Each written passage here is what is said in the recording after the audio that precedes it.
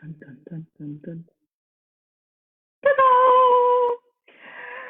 Pregnancy projection, take 7. Thank you, Brendan, for being with us today. Day 7? Oh my goodness. You're welcome. Thank you for having me. Oh, I'm super happy that we get to talk about this conversation, and the topic you chose is quite, if I may, like, Good. You'll have to remind me because I don't remember what it was. I'll tell you. But well, it perfectly matches with our PP. It's parenting possibilities.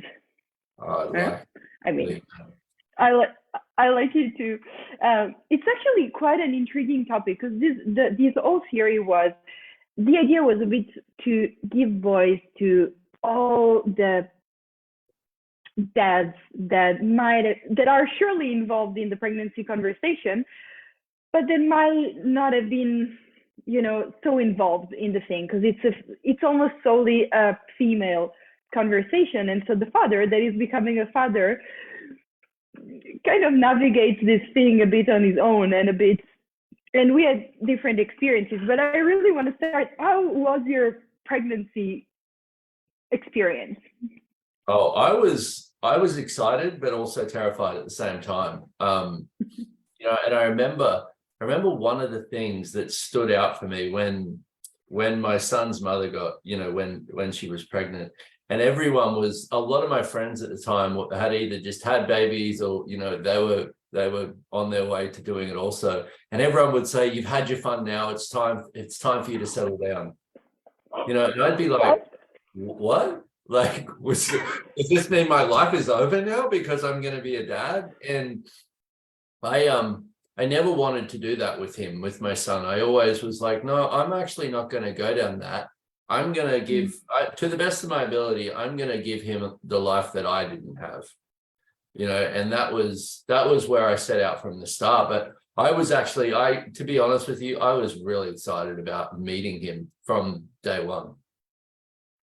Wow, I love it because like when you're saying that, there's this whole different energy than the, let's say, obligation or making up for how you were parented in a way. Because sometimes there is this energy of like, my son is gonna have everything that I haven't had, like there's a bit of, not force necessarily, but a bit of like, it's my turn, it's a makeover moment somehow, like I'm gonna do. Yeah, totally. But I did that too. And then the thing that was different, because I'd do those things where I'd just be like, wow, I sound exactly like my father, because one of the things was I was like that. I was like, I'm not going to be like my father, because he was an abusive man. He was an angry man. And so I was like, I'm not going to be like him. But it was done from judgment and exclusion. So for me, I would still slip into those things because that's the way we're conditioned.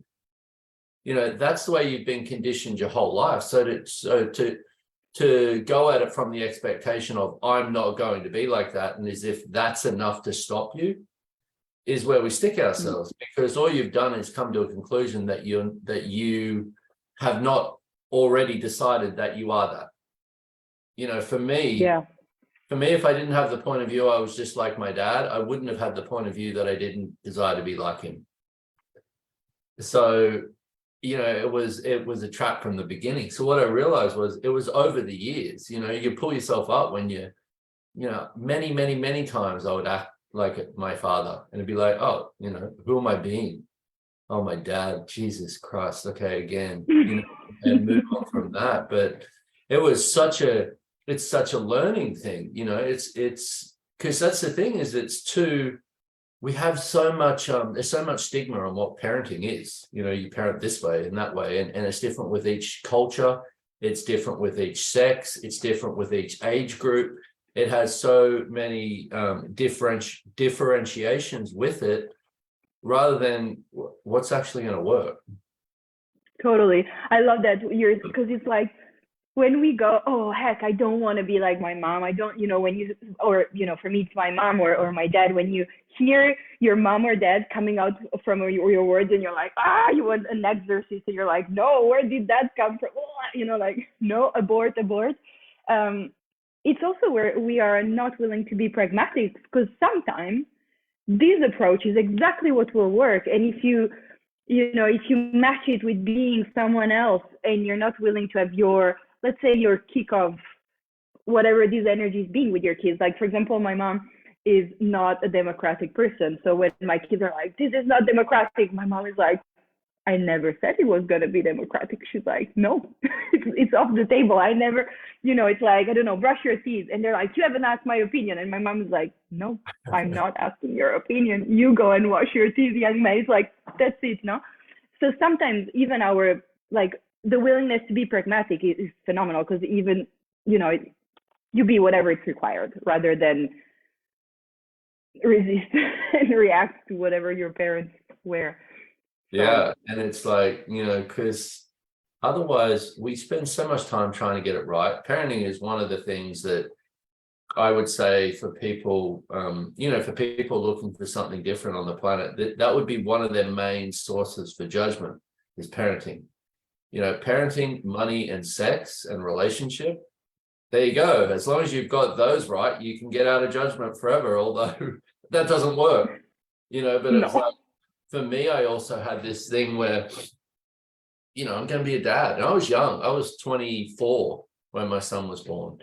And I wanted to get it right. I wanted to do it perfect. And so everything kind of looped back into me judging myself once again, because, I'm really good at that. But it's like everything led to more judgment. Wow. Yes. Well, yeah, it is the conditioning we live under. We were yesterday. We were talking with Saul, and I was asking him if in Australia there exists these big fat how to get parenting rights books, because in Italy they exist. It's like, really, it's insane. Yeah, it's like a compilation of pediatrician meets psychologists meets, I don't know, grandmas, but not cool. No, never. But I got them. It's like, I don't know. I think my grandma was joking, and she was like, this is Spock's guideline to having a child. And she would end me, and she would never expect that I read them, because she was like, I got it, and I feel like it's time to pass it on to you. And I was like, yeah, I feel like it's time to put it in the attic somewhere, because I'm not going to need that. But they do exist. There is a whole literature of, and it's, you know what it is? It's mainly statistics, which was something that I remember I opened it, and it was like, I don't know, the weight that a healthy baby should have, which of course you want your baby and your baby's body to be healthy and to be functioning at the best of its ability. But there is this concept of average, normal, and like normal is good. And you should obsess about your kids fitting in the normal spectrum, which is like, I don't know, you open it and you're like, no, okay, enough. I just something else is possible. So have you had any experience of like family member or friends, or because you were telling us about the you're screwed and your life is over kind of energy, how empowering, but also the this is how things should go. Was there a model or something that you would refer to be a perfect dad? I tried that stuff, but it wouldn't last. I've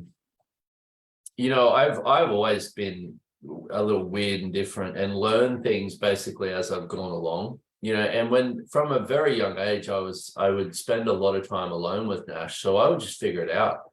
I just figure it out, and that's if I could give any advice to dads and to parents, it would be like, ask your kids what's going to work. And you'd be like, well, they don't talk yet, they're 2 weeks old. Yeah, ask them, and you'll be surprised what information you get. And you'd also be surprised how much you've been doing that your whole life without even having a negative question in your head. You have an awareness of what's going to work or what's not going to work, because you probably had more access to that awareness when you were the age of that child that you're dealing with now. But you haven't lost it. We just dismiss it in favor of this conditioning that we go through. You have to go, like the thing that you said, it's about being normal. I mean, if you're watching this you're on this, you have anything to do with access consciousness, you are not normal. And I can guarantee you 100,000% you're not going to have a normal child. So surrender.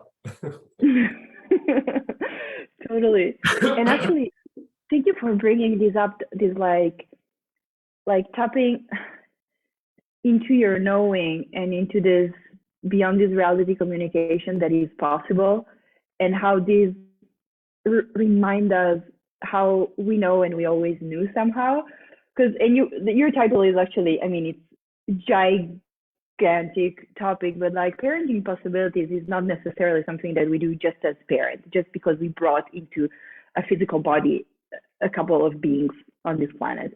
It's more like this being willing to be present with anything, and to communicate and to ask questions and be like, what will work? What is required right now? How much fun can we have? And all kind of questions. There is no right or hierarchy of questions. It's more like, okay, let's see, let's play with that. And I love it because it's really like how much having a kid is empowering you back to know as kids know, in a way. And yeah, you're a kid with a driving license and a credit card, but still, it's you. Yeah, if you're willing to be that. And that's where the possibilities come in, is the contribution between the two of you is a two-way street. But most people, when they're doing parenting based on structure, is all about I am the leader based on I'm in charge. I have control because I'm older, and blah blah, whatever the reason and justification is. But it's not about the way that you can contribute to each other's lives. Most parents fall into, and it's not most parents, because I know a lot of truly phenomenal parents, but a lot of parents fall into this thing of, my job is a parent. So you've already put the title on yourself. You've already, with that comes all of the parts of that conditioning and the stigma of what parenting means to you, rather than, okay, so how do I create more possibilities with this? How do I invite them to have a life of possibilities, not a life of, pain and suffering like most people live? Like, yeah. And also, let's face it, like you were saying, parenting, adulthood in the normal sense, and like normal, it's not the best color on many people, because it's like so heavy and like full of obligation and stuff you have to fulfill in order to be accepted by society or acceptable as a being or whatever it is. It's just like, yeah. Well, you know what? It's like, what if you looked at it, like, what if people looked at it different, and it wasn't about, because I get that point of view, as a parent, you want your kids to, you want your kids to fit in, or you want them to be accepted, you want them to be loved by their peers, you want them to have friends, you want all of that. What if you invited them to the possibility of having so much of themselves that none of that was relevant? That people gravitated to them based on their self-awareness of who they are. I was thinking the other day, I was talking to somebody, or I was thinking about something, and I was thinking about, I never got held with a loving embrace as a kid. And that would be something that you would just shrug off. It's like, oh, that's done. But it's like, when I looked at it, I went, wow, that would explain some of the things that show up in my life. So you'd look at, well, how do I parent from a different space? Adore the kids that you have, like treat them with regard. For a lot of people, it's like, wow, were you ever asked for or acknowledged as a being when you were a kid? I know for me, not even close. So when you were mentioning, sorry, no, you're go good. ahead. I was just going to say that it really isn't as complex as we make it. When you were talking about like Nash, and you were saying like, I couldn't wait to meet him, like to have him and just get to meet him. There's this like exuberance and playful energy of like, oh my gosh, how is that gonna be like? I can't imagine, and you can't imagine really. It's like, I mean, you can, but then it's gonna outcreate all of your point of view, expectations, fantasy, whatever, because it's gonna be completely out of control. It's gonna be this being, and I don't know. I often wonder with kids. I feel like how do you call it? Like an etholog, like a scientist that looks at animal, because Uh-huh. I sometimes I'm like, like amazed at the things that they do and they choose, and it's just like, I don't know, phenomenal. I remember once Martin was very, very small, and he was like bringing his dish from the table to the dishwasher, and then a bit of pasta fell on the ground, and he stopped, and it was like this tiny, tiny, like, I don't know, very tiny baby, and he stopped, and instead of like taking the bit of pasta from the ground and putting it back in his plate, and then he just held the plate like this, and he just kneed on the ground, and with his mouth he just ate this pasta from the floor, and I was like, that Practical. works. Exactly, that works too. Sure, I mean, and it's amazing because you see, so, like, even like toddlers, like, etc. You just like see them, and you're like, geez, they're super pragmatic, and they have no reference points, so they choose whatever will work, even though it's not conventional, or you might not have seen it as an adult, or it might not be your go-to as an adult. You're like, that works. And there's so many of those things that I get, as parents, we kind of treasure. We're like, oh my gosh, this little critter that I brought into the world. I have no clue who he is, but it's so, like, it's such a gift to be able to be in his life and just, see him and have no clue what's going to be the next move, but still enjoy the process somehow. True And when story. you were saying, when you were talking about Nash, there was this, like, I don't know, playful, excited energy of like meeting him, the being. And like, I'm so glad you spoke to it, because I wonder how many people, to get parents right, cut off these all parts of like curiosity and wonder, and be willing to just see what will show up, and learn by learning, like you were saying. They have just this like set of conclusion of how you deal with whatever it is, Yeah. rather than being curious and being like, okay, show me, let's see what today is going to be like, having no clue, being more like, okay, let's go, more. So, wow, what a gift. I wonder, how was it with, like, could you, like, when Nash was a baby, could you, like, did you met with other parents? Did you got inspired by friends, parents, etc.? Or Not really. I mean, I would, I'd be around people and stuff, but the thing I would do, I remember being at the supermarket with him one day, and he, we'd been at home playing, I'd be me, he'd be him, and we were always like that. And we were at the supermarket, and he was doing something, and I just turned into this asshole. And after it, I was like, what's that? I was being, when I would be me when I was with him on our own. But as soon as I go out into public, it would be this thing of, well, how do people see me as a dad? How do I, show up, blah, blah, blah, blah, blah. So I would start reacting to the judgment and change into this different creature. And it's like, because, I said before, that thing of parenting is one of the things we judge ourselves for most, but it's also one of the things you're judged for most. When you're around somebody, most people, we try and act like, oh, I got parenting right, which is another one of the things, is you can't have any joy with it if you're doing judgment. And one of the things that you said before, Chiara, was when he picked up the piece of pasta with his mouth, was he had no reference point. If we parented from that, that would be a whole different reality, because you would actually have choice. heck yes.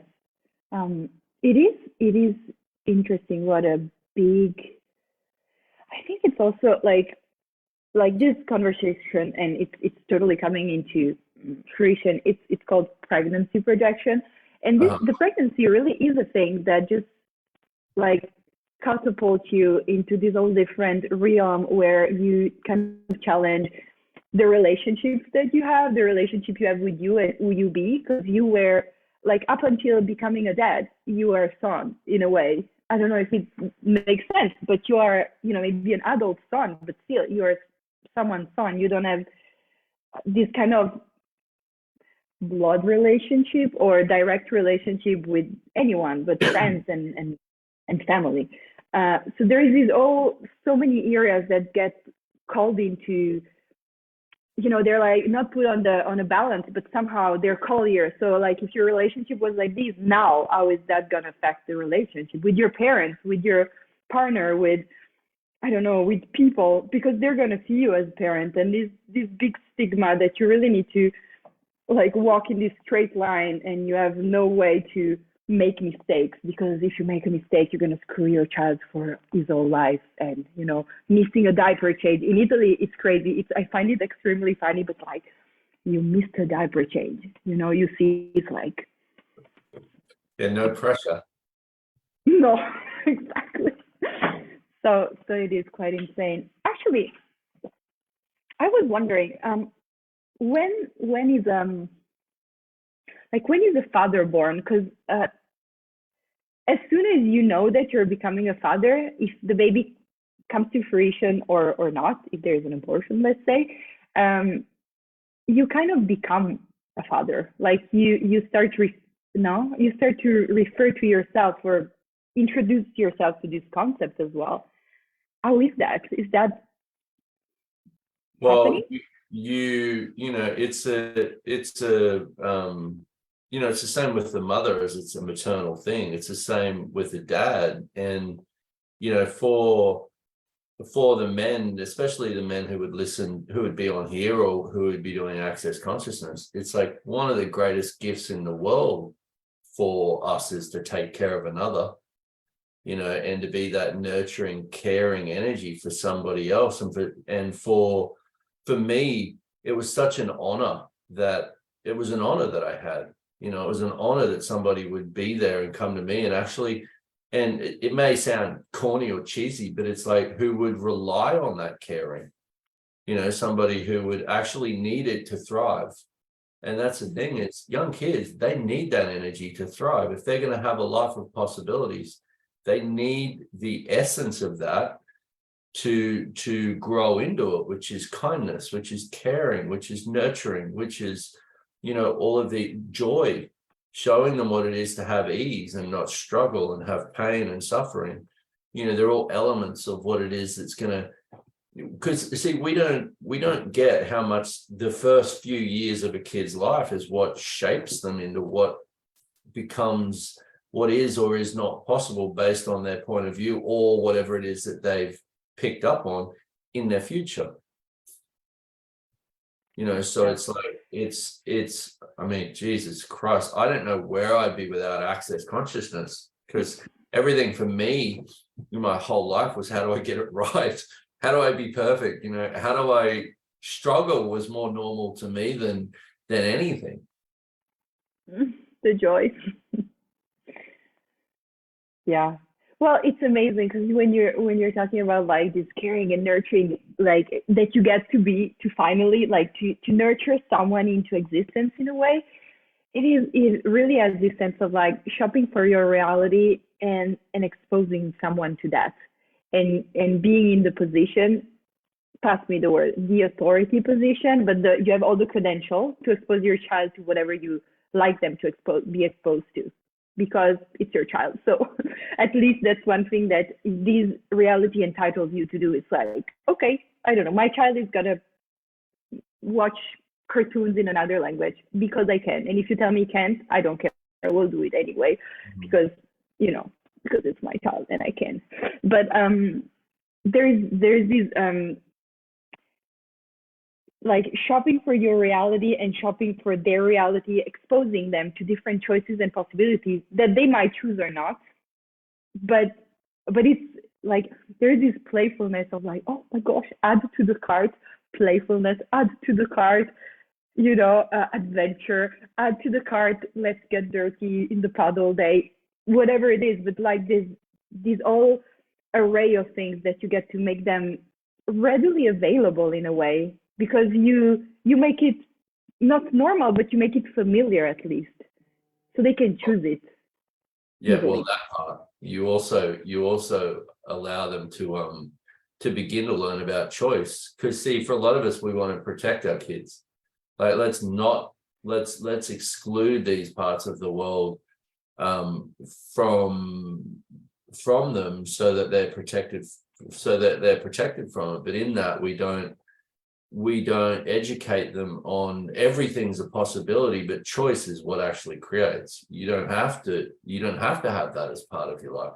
You don't have to shield your kids from unkindness in order for them to not be unkind. They have to recognize that unkindness is a choice. Unhappiness is a choice.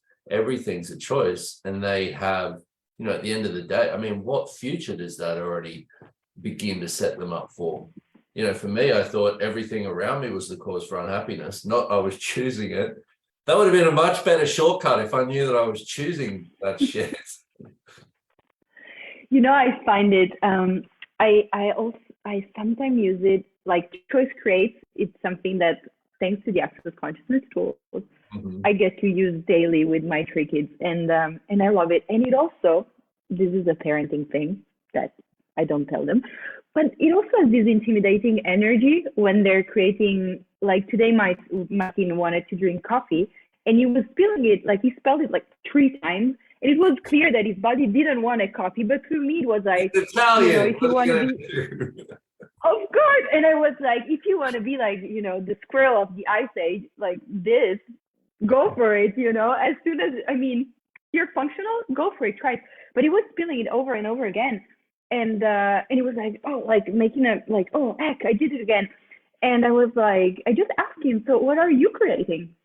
And there is this kick ever so slightly of intimidation of like, man, I don't care for the spill, but it doesn't seem that it's gonna happen, that you want it really to happen, but you need to.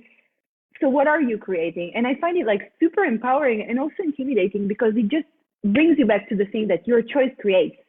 Yeah. And also the acknowledgement for them that, I know it's going to create me spilling it, but I still want to spill it, and that is such an empowering thing, is to let your kids choose against themselves when you can. I mean, within reason, but let them choose against themselves so they can recognize the difference. How old is he? My kid is 10. Like he can manage. Like he's preparing breakfast in the morning. It's not that he's not able. No, but I love that he wants coffee. He's just like, the Italian, just coffee. Today, these friends came over and we had lunch together, and then we were having coffee, and Martin was like, can I have coffee? And I was like, okay. Because you need to learn. I know that like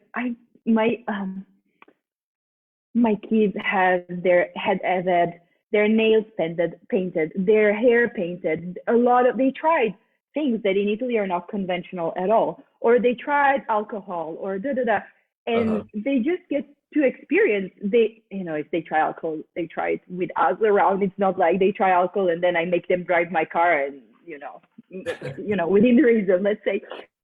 But really, this choice creates, and then they have the tool to see what that creates in their world, and if it's sustainable, if it's funny, if it's or not. But I love this conversation.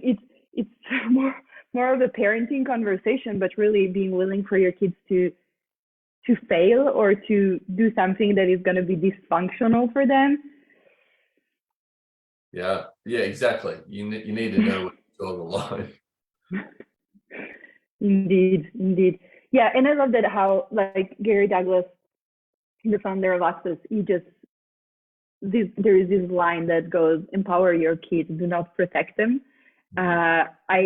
The first time I heard it, it was like, yes, mic drop, that, because it doesn't mean that you won't be there for them, and be also the mama bear or the papa bear when required. Like, yeah, you don't mess with my kid. You thought he was alone, well, he's not. Like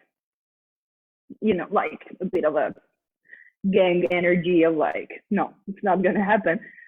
But it's also being willing to give them all the tools and allow them to assemble the tools and use the tools and work whatever with whomever, and they might show you the brilliantest thing. Like, it's such an inspiration to have kids around, because again, they don't have the reference points, so they just choose, and sometimes it's extremely pragmatic and inspiring, and you're like, I'm gonna have that.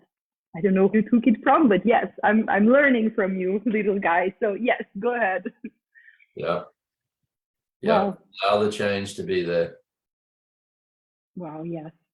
Oh my gosh, Brendan, thank you so much for this conversation. I'm like, I don't know, thank you for doing it. And it's like, for people out there, you're gonna want to look for information on how to parent.